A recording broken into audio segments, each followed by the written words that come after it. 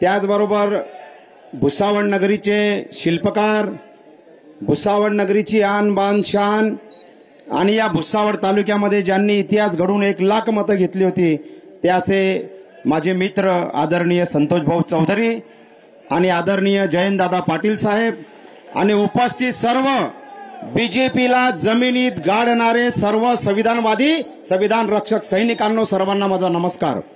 मित्रांनो, आज संविधान धोक्यामध्ये आहे आणि संविधान धोक्यामध्ये असताना एससी आणि एसटी आणि ओबीसींचं आरक्षण देखील आज धोक्यामध्ये आहे। अशा परिस्थितीमध्ये आमचे रिपब्लिकन नेते, आमचे बहुजनवादी नेते काही ओपन उघड या ठिकाणी भारतीय जनता पार्टीच्या मांडीला मांडी लावून या ठिकाणी बसतायत। त्याचबरोबर काही बहुजनवादी नेते हे छुपे या ठिकाणी भारतीय जनता पार्टीला मदत करतायत। जेव्हा या ठिकाणी हे संविधान विरोधी भूमिका घेणारा भारतीय जनता पार्टी सोबत हे येतात, ज्या वेळेस हे भारतीय जनता पार्टी आरक्षण विरोधी भूमिका घेते आणि त्यांना हे मदत करतात। गेल्या 30 वर्षापासून रिपब्लिकन आंदोलनामध्ये मी या ठिकाणी काम करतोय, परंतु ही भूमिका मला या ठिकाणी संविधान विरोधी भूमिका आवडली नाही। ज्या डॉक्टर बाबासाहेब आंबेडकरांनी 1927 ला मनुस्मृतीचं दान केलं, ज्या डॉक्टर बाबासाहेब आंबेडकरांनी मनुस्मृती जाळली, राष्ट्रीय स्वयंसंघाला 1925 मध्ये 1925 ला स्थापन झालेली राष्ट्रीय स्वयंसंघ तिला 2025 मध्ये म्हणजे पुढच्या वर्षी या ठिकाणी 100 वर्ष पूर्ण होणार आहे। 400 पार तुमचा बापाचा राज आहे का 400 पार? म्हणून या ठिकाणी यांना मनुस्मृती जाणण्याचा बदला घ्यायचा आहे आणि मनुस्मृती जाणण्याचा बदला घेण्यासाठी यांना 400 पार पाहिजे। म्हणून या ठिकाणी भीमस्मृती जे डॉक्टर बाबासाहेब आंबेडकरांनी 140 कोटी जनतेचं लिहिलेलं संविधान आहे, ते संविधान यांना या देशामध्ये बदलायचं आहे मित्रांनो। म्हणून जागृत राहायचं आहे।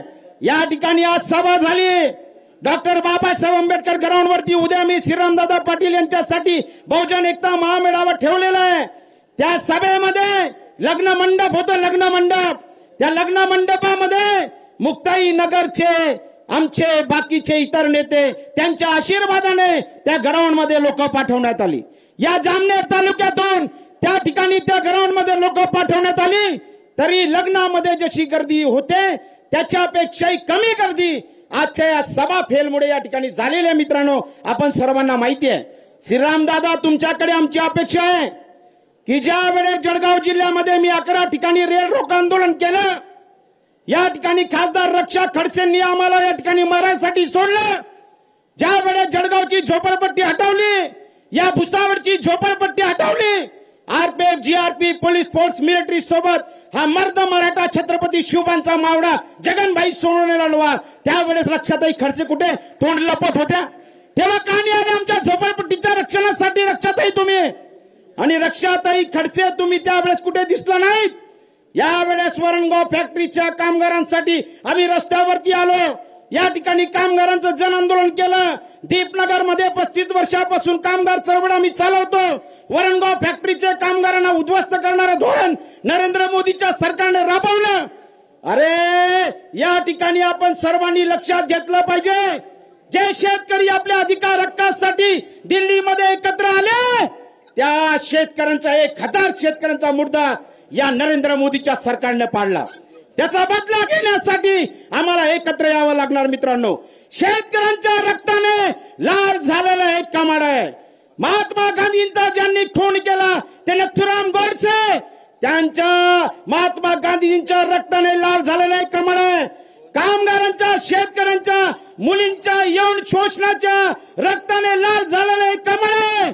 अरे, शेतकऱ्यांच्या, कामगारांच्या, गरिबांच्या, बहुजनांच्या, महात्मा गांधींच्या रक्ताने लाल झालेला एक कमाड, या छत्रपती शिवबांची तलवार आपल्या हातामध्ये, आणि हे कमाड छाटून टाका हा संदेश देण्यासाठी आम्ही तुम्ही सर्व मित्रांनो एकत्र या ठिकाणी आम्ही आलो।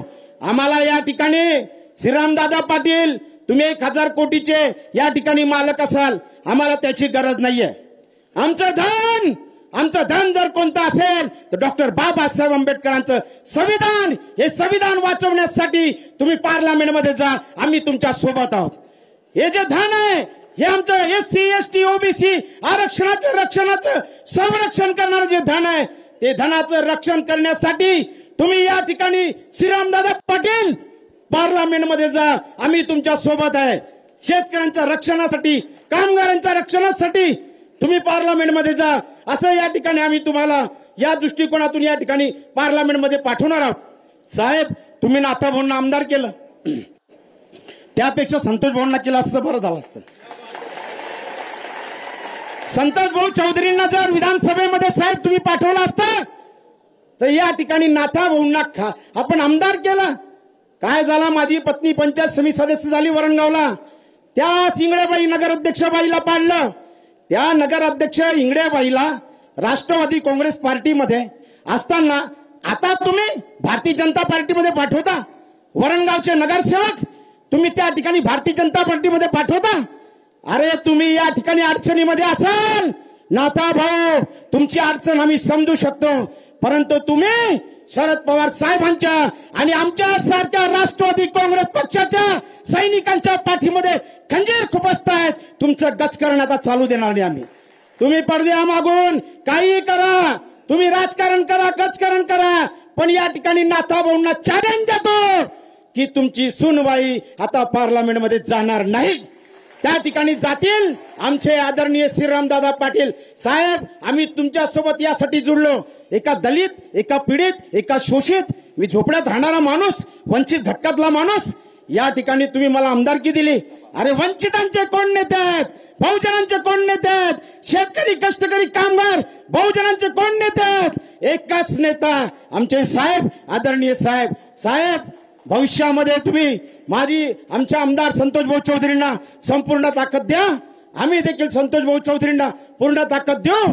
या ठिकाणी थांबतो आणि जाता जाता एक गोष्ट सांगतो. देशात काय चालू आहे?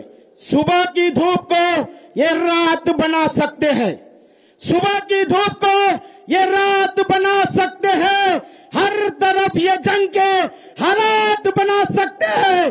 इनकी सियासत पे भरोसा न करो दोस्तों, ये हर तरफ एक नया गुजरात बना सकते. जय जिजाऊ, जय शिवराय, जय भीम, जय संविधान, जय राणाजी, जय मल्हार, जय सेवालाल आणि जय हिंदुस्तान. धन्यवाद. साहेब, आपण नेहमीच म्हणता की संविधान बदलण्याचा घाट घातला जातोय. भीमजी ने लिखा ये बड़ी मेहनत से संविधान है, जिसे चाहे हो बदलना वो मूर्ख नादान है. अरे ये तो बस वतन की शान है, ये तो बस वतन की शान है. संविधान कोणी बदलू शकत नाही एवढी